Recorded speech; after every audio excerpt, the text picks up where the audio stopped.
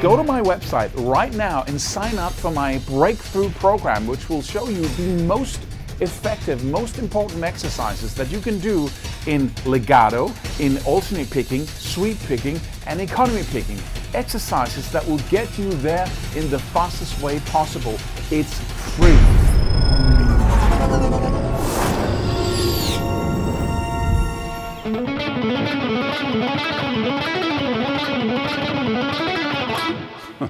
I have an insight for you that can change your struggle when it comes to developing fast picking.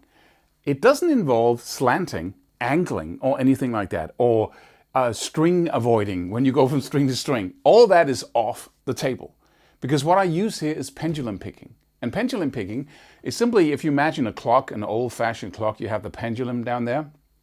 And the reason why we use that in an old clock is because we need some weight and we need some distance.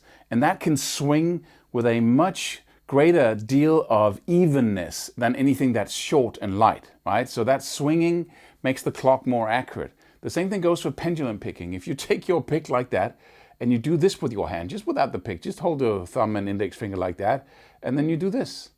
See, this is a natural movement, right? Your hand kind of, there's some weight to it, right? Same thing we do when we strum very rapidly, right? We move the hand like that in flamenco or flamenco with a pick anyway, right? And so that's the evenness of the picking motion. And what I do when I pick very slowly, or I do alternate picking, is I dig into the string, right? Because I want to influence the note. So I dig, sometimes I'm digging into it, I'm really going, I'm using a lot of my pick. So if you saw me pick, you would see the pick, travel below the strings. When it goes faster and faster, the picking motion becomes much simpler. It goes from being like picking every note to kind of going like this. Okay, now we need to simplify the motion, and then gradually we get to a point where it's not alternate picking anymore. You can say it's up and down, so it's alternate directions.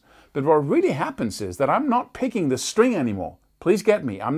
This is not fantasy. I'm not picking the string anymore. I do this. And then the string gets in the way, because I'm picking in the surface of the string. And this is absolutely impossible if you're used to alternate picking, because the brain relies on that resistance from the string back and forth. I don't actually rely on that. I rely on the message that I get from the little punch it feels like a little punch like this on the pick. So it goes from this to this. You can almost hear the pick just bouncing at the top of the string. And it really is the top of the string.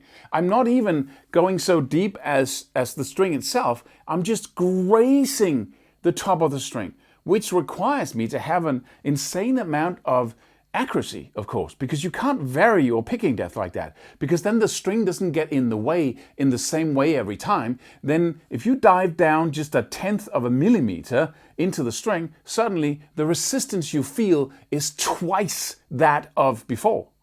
So even picking, depends of course on having some weight in your hand here. You can't orchestrate every picking motion. It must be like this, right? Like this. This is the picking motion. And then the string gets in the way. Notice how, I'm just going to turn off the guitar. Notice how this is exactly the same movement as here. Still picking, right?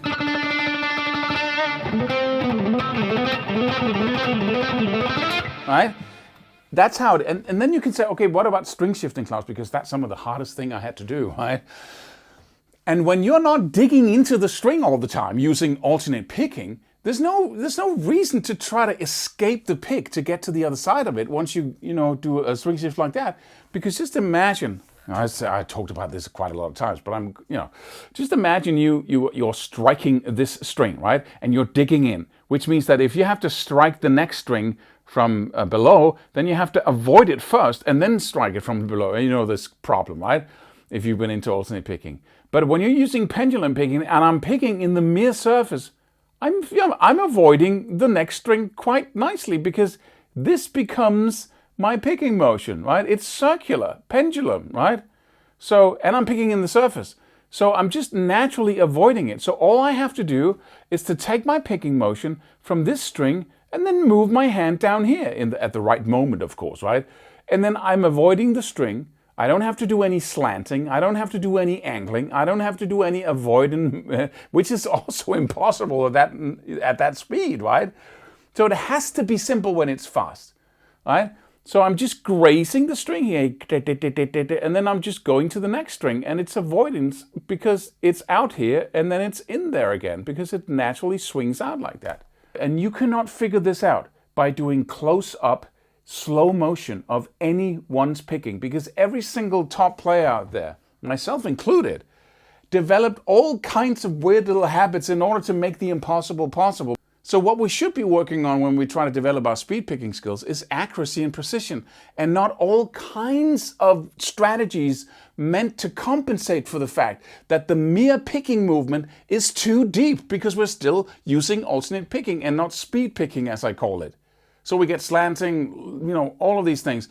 And if you're angry right now because how dare I attack, somebody who teaches slanting or avoiding the next string or whatever, but how are we going to get anywhere if I can't say that? Because I used to use those methods as well. And I used to struggle with alternate picking all the time, even though I used those methods. And I've been playing for 46 years.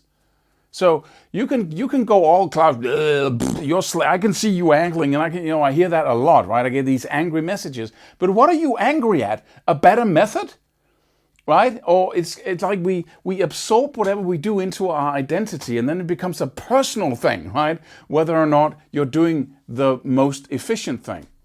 So I hope this is valuable for you. If it is, then stay tuned for the next video. Don't forget to subscribe and hit the bell icon, and go download the free course on alternate picking, for that matter. GuitarMastery.net, front page. Put on your email, not going to spam you. You can always, unsubscribe if you want to. It's a pretty super course. So go do that, and then I hope to see you in the next video.